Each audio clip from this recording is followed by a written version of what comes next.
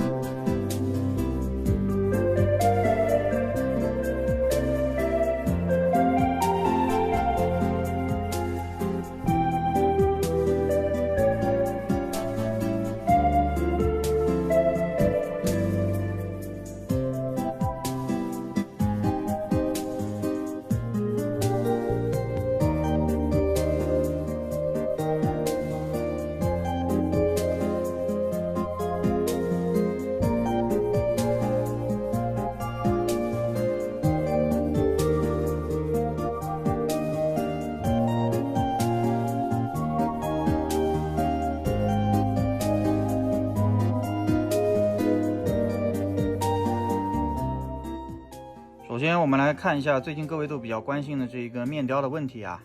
那么我手里的这个呢，在我肉眼的观察下呢，应该是没有这个硬歪的这个情况啊，起码我的肉眼是看不太出来，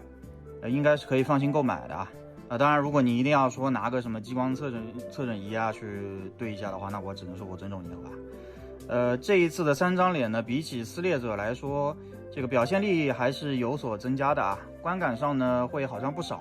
但是我依旧是建议各位自己准备水贴，或者说有成品脸的话，可以去购买一下。因为这个妮蒂啊，它最近的几款产品啊，这个撕裂者还有神射手以及阿尔卡纳迪亚那边呢有2个卫星啊，我说实话，起码在面雕上的观感做的都不是特别的好啊，所以我建议呢，各位还是准备好水贴啊。那么素体模式就不给大家介绍了啊，都逼二老样子。那么我们直接来看这一次的武装模式。从名字就可以看出来啊，斯库尔是一位定位为远程狙击手的这么一个角色啊。他的主要装备呢是一把几乎和自己差不多高的 Bifrost AM81 反器材狙击步枪，搭配头部搭载的可动式瞄准镜以及这个卫星瞄准系统啊，可以实现精准的超长距离狙击。然后此外呢，这把狙击枪呢还可以拆卸并安装多个部件啊，自由组合出不同的枪械形态。那副武器方面呢，它则是搭配了一把 BH44M 手枪，然后左右肩呢各装备有一个披风型的护盾。那么这2个护盾呢，除了做肩部的防护作用之外呢，也可以作为裙甲来进行搭载。那么单从配色来看的话呢，我觉得斯库尔是属于那种越看越顺眼的类型啊。整体是一个深蓝紫加一个深灰色的搭配，蓝紫色呢既不像纯蓝那么普通啊，也不会像黑色那么显得沉闷。那么身上的红色点缀呢，使得它整体从上到下的一个视线的流动非常的舒服啊。白色的机械结构呢，既强化了整体的机械感，也强化了它整套装备的厚重感，整体还是非常的帅的啊。那么当然这是我拿到实物之后才觉得的，这狗屋那个官图的 CG 图，我只能说第一眼我看到真觉得丑爆了。那么斯库尔的这一身装备里面呢，最为突出的呢，那肯定是它这一个防弹衣的部分啦。我说实话，我实在不是很理解这个把2边胸露出来的这个必要性啊，这样既失去了战术风应有的这个实用性和它的一个严谨感，那么同时呢又因为过于的直球啊，让我稍稍有一丝反感。那么我们可以看到，在早期的设计稿中呢，其实是存在一版小西装的造型的。那么这一版的方案呢，是女神装置系列的制作人鸟山提出的，不过最后呢，妮蒂还是坚持采用了现在的这么一个设计。但我们也可以看到啊，与设计稿相比呢，即使是在最终采用的防弹衣版本中呢，依旧保留了这个小西装的领子和领带的设计，然而到了最终实物的阶段呢，为了保持与撕裂者的统一，取消了这一个小西装，加上了一块和撕裂者一样，我说实话有一点莫名其妙的小装甲啊。如果最终呢能按照这个原来的设计来制作的话，我觉得整体的观感上会好上很多。还有就是这个肩甲真的好丑。另外呢，这一次呢并不能像撕裂者那样，仅通过少量的这个部件就可以组出双素体啊。首先是斯库尔的刘海并没有像撕裂者那样拥有额外的配件，所以素体模式和武装模式呢是共用的一个刘海。那么腹部呢也没有像撕裂者那样，因为采用了高叉的设计呢，去进行一个替换。那么同样呢也是与素体模式是共用一个腹部的啊。虽然斯库尔在上半身的部分呢，又回到了 B2 前几个系列中的那种素体与武装部分零件通用的一个思路啊，但是这一次呢，在下半身的分件设计上呢，还是有一定的更新的。首先是这个胯部的零件呢，采用了一个上下分割的方式啊，从而还原出斯库尔的这个裤子的造型。那么腰带的部分呢，也是和撕裂者不一样的新规设计啊。那么这两点我觉得还是不错的啊。而且这一次应该是一个完美的分件分色啊，起码在和官图找不同的这一个过程中呢，我是没有发现需要补色的地方啊。如果各位有看到我看漏的话，那么可以这个在弹幕或者评论区补充一下吧。然后是集中说一下优缺点啊。首先是把玩手感呢，依旧是和撕裂者一样保持着相当高的水准啊，在我把玩的过程中呢，没有出现掉件的情况啊。那么唯一的问题呢是我手里的这个大臂平转关节非常的紧啊，如果有和我一样的朋友呢，我建议还是打磨一下啊。那么其他的关节部分呢，都是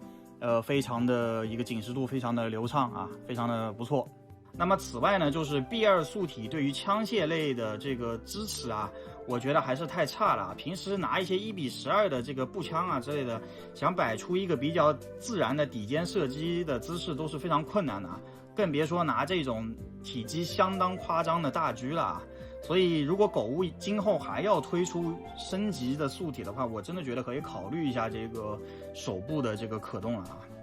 那么整体上的可动呢，和撕裂者是没差的，但我估计还是展示一下吧。还有我就是真的想再次吐槽一下，这个肩甲真的好丑，我真的不懂作为一个狙击定位的角色，为什么要给它设计这么一个肩甲，而不是去设计一个披风啊，或者说是弄个别的什么配件，比如无人机什么的啊。